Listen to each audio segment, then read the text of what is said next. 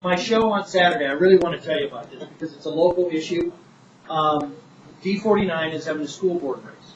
Okay, there is a group in town called Citizens Project that is a very liberal, socially liberal group. It's funded by a whole host of different groups. But I'm going to be talking, sort of exposing what they're doing in these school board races. They are out sending candidate surveys out about whether or not you support saying the Pledge of Allegiance in school, whether or not you want to teach evolution exclusive to creationism, whether or not you want to have gay and lesbian programs at schools, things like that. You need to know that that's out there in D49. I hope you'll tune in, but more importantly, I hope you get involved in the D49 and D11 school board races and make sure that you vote. So I've got, okay, Dale. I want to introduce Dale. Dale is a great guy. Dale is a cancer patient right now. I know Dale and his son and my son play hockey together. We got to know each other pretty well. He was diagnosed with cancer. I won't tell you his whole story. I'll let him do that. But I want to tell you this one story. He served our country in the U.S. Air Force for a number of years, retired from the Air Force, got cancer. Now he's fighting that battle. When I asked him originally to come to our rally in Denver and our rally in Colorado Springs, he did those, and then the AFP called me and said, hey, do you want to have the bus? I said, heck yes, I want to have the bus. Bring it through. So we had planned this 13-city tour in 2 days, 13 cities, pretty tough. Dale's still on chemotherapy. And I said, Dale, I don't know if there's a city or two or whatever that you want to go to, but I'd love to have you if you want to come. And, you can rest on the way and all that. He said, well, let me think about it. I'll get back to you. Like a day later, he calls me and he says, listen, this is my calling. This is a fight that I'm engaged in. He said, I wouldn't miss that bus tour. He went on to every city on the bus, and he fought for our rights to choose our doctors and for our health care while he's going through chemotherapy and battling cancer. I'm going to give you a great American hero, Dale.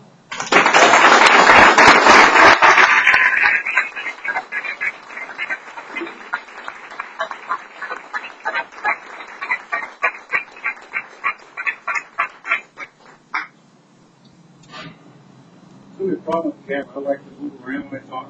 Okay. Or Jeff, I'd like to say, when he called me and asked me if I would speak, I guess it was 2 or 3 weeks ago, he said, make sure you don't tell him that one secret I told him never to say it. What would that be? He said, oh, wait, I got to hear this. I can't leave. Please leave. he said, that kind of lost his impact now that he's gone. If anybody knows Jeff, make sure you call him and let him know. He told me he's the biggest Dallas Cowboys fan.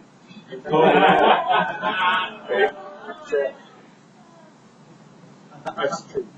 Jeff already introduced me. That I'd like to, hero is kind of a broad definition. I spent a few minutes ago use that earlier, and you got to introduce yourself to Zach. That's the hero we're talking about. He's spent time in the U.S. Army, our infantry. He spent 2 tours in Iraq. So that's the hero right there.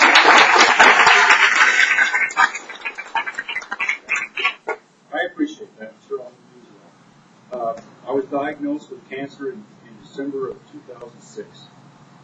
My whole life crashed around me. I was told by my colleagues, does anybody have cancer or familiar with it?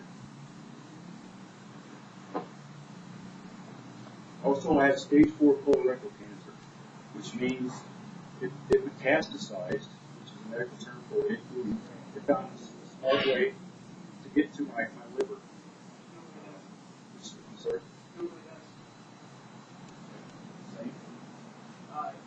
Prostate cancer, especially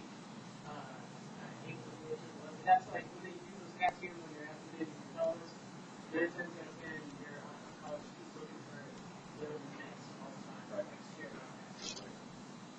Right.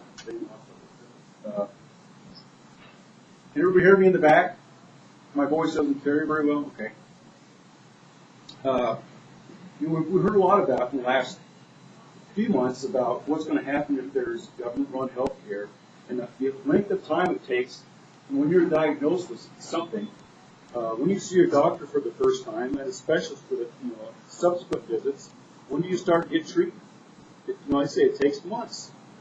And what I've read, it does take months. I'll tell you what.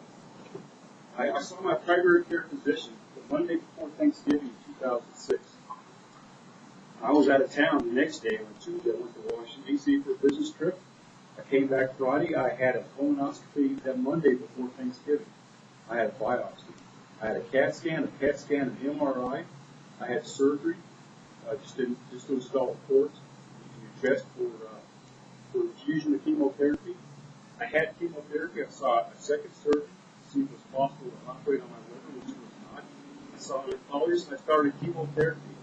Remember, I was gone for 5 days throughout this. In 3.5 weeks, the time I saw my primary care physician, until I was sitting in a fairly independent chemotherapy center, Rocky Mountain Cancer Center, with a recliner.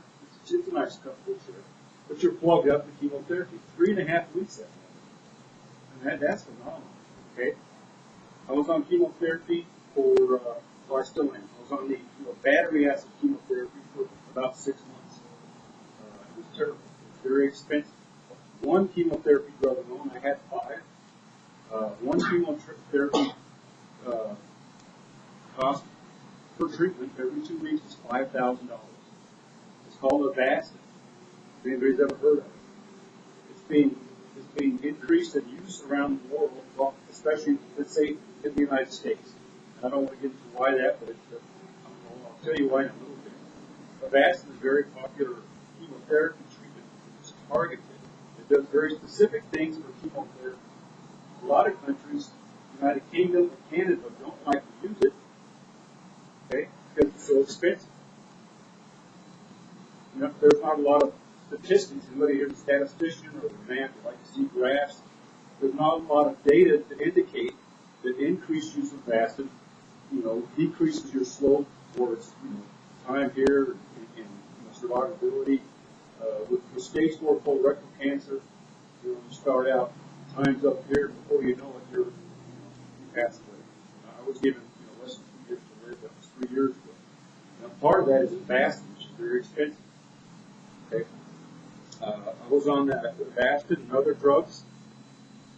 Okay. Yeah, fine. I'll follow you. I'd like to move. Right? That's fine. I'll follow you. Got this rifle staring at me. So that was May of 2007. I began a maintenance type of chemotherapy. My oncologist, who has a very interesting story, and I can tell you more about her maybe if I have a chance at the end, said our next step is to remove the tumor from your colon and from your liver. If anybody's familiar with the anatomy of the liver,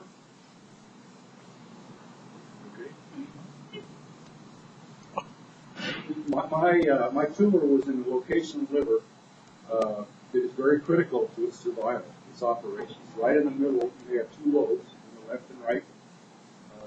Or that it passes. This is where my cancer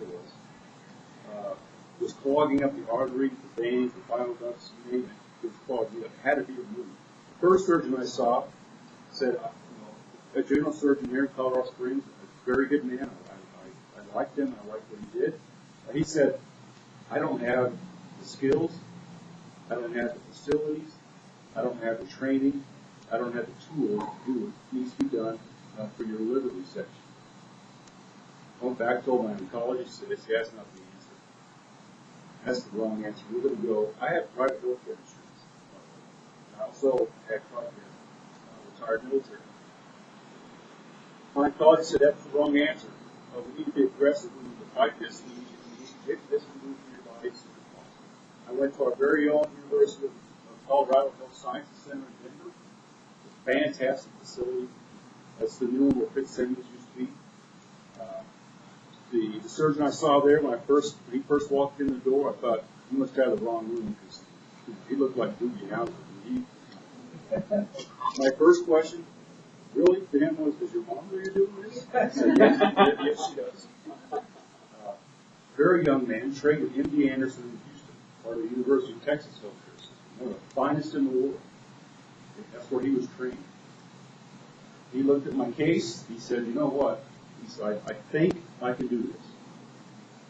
There are some new techniques developed here in the United States, Stanford, University of Ohio, and Indiana Anderson and Sloan Kettering in New York, upstate New York.